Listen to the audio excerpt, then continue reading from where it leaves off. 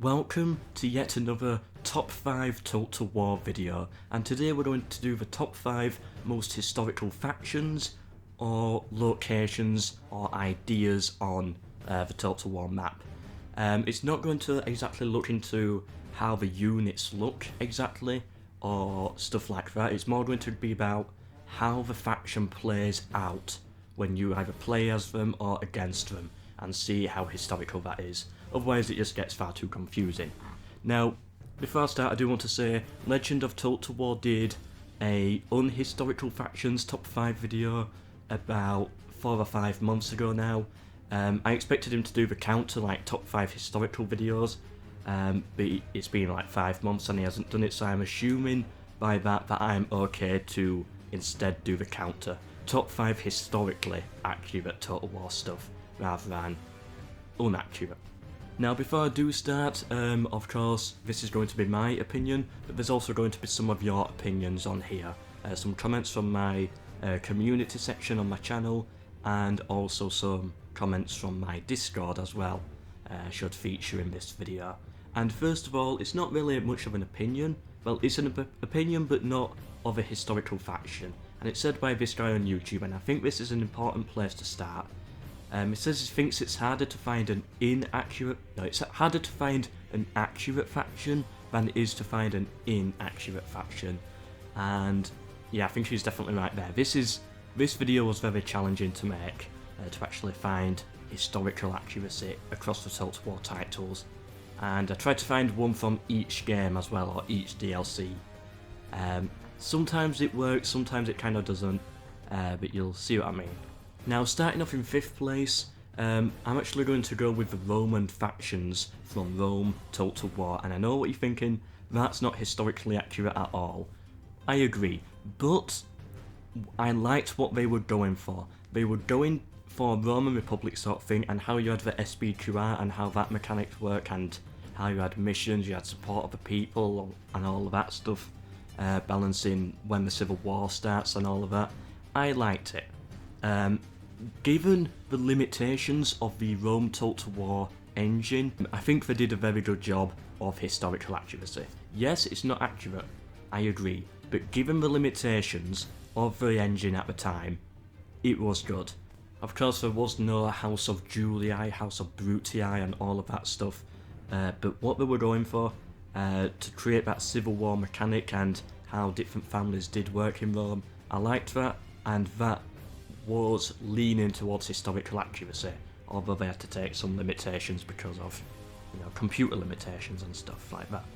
In 4th place, I've actually decided to go for Napoleon Total War, and I'm going to focus here on the relationship between France, Austria and Russia. Now, you're probably thinking why, but the main reason is Austria and Russia get along so well, and that was some odd thing that I found in the history of the time. They had a very good strong alliance and they worked together quite frequently. Of course they had to have some wars at times with each other, but for the most part during the Napoleonic Wars they were on the same side, and that was like set in stone. They're on the same side for everything. And it doesn't matter when you play as France, it doesn't matter how many armies of Austria or Russia you destroy, it doesn't matter what peace treaties and all of that stuff, eventually they will go back to war with you, and it's just that constant wars of coalitions. It doesn't work perfectly because sometimes they go to war within like 2 or 3 turns and then they bring their ally in, and it's not perfect history. Well, it's historical given the limitations again. Yeah, I did say that some of these were going to be weird. Total War, as I said, it's not historically accurate for the most part, so there's of course going to be a lot of limitations here. In 3rd place, I have gone with Macedon from Alexander Total War, the expansion for Rome Total War, and the reason is, it's again how it plays out. You play as the Greeks and you have to destroy the Persians, but it's still relatively easy if you play it on a difficulty that you're familiar with. The campaign is not that challenging, and it forces the player to push aggressively, but also play the battles defensively and take advantage of Greek strategies, which I really like. In my opinion, the Alexander campaign for Rome Total War was very historically accurate in the way how it played out. How your troops can just destroy Persian after Persian army and still manage to hold out. Okay, I'm now going to show a couple of your opinions. Harry's Plays here on YouTube said that Cow from Three Kingdoms Total War. I haven't played enough Three Kingdoms Total War to say yet, but I thought I'll include it. Given how new Three Kingdoms Total War is, I thought, you know, I'll put one on there. Although the romance side is not particularly historically accurate, but the other bit is. And this guy on YouTube here, he lists his top 5, top 4. It says anything from Attila he thinks is historically accurate. England, Teutonic Order, Rome and Carthage, and Poland, Lithuania.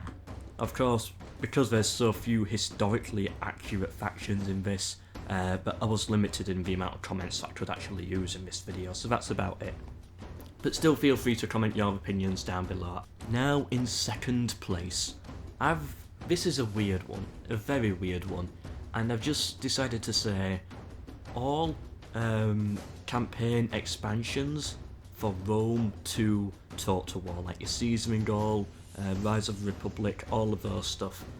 And yeah, I've just said, you know, they take second place. It's a very weird one. I know it's not actual like factions, but I guess all the factions in those, especially the Roman ones, are accurate in some way or another. It's a weird one, I know, but I thought, you know, from what I see of those, they do go for historical accuracy, and so I thought I should put it in there.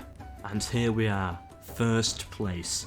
And again, this is going to be a weird one. I'm not going for a particular faction, but I'm going to say Medieval 2 Total War, the British Isles. Not the British Isles expansion campaign, I just mean vanilla Medieval 2 Total War, but the actual British Isles themselves. Why? Because England does seem like a very historical faction, as said by Eggman, as you can see on your screen now. Wouldn't be my choice of words, but I get what he's saying. The English just seem like a very historically accurate faction. They've got their longbowmen, their relationship with France is accurate as well. France is very accurate, like in terms of borders. Well, it's not perfect France, but still, you know what I mean, it's close enough. And yeah, France having their crossbowmen, England having the longbows and that rivalry there. And then you've got, of course, the Scottish as well. And then the Danish, if you're playing very hard difficulty and you're a little bit slow at starting off, the Danish do constantly land in the British Isles, at least from my experience. And they do attack places like York in their raids, like Viking raids.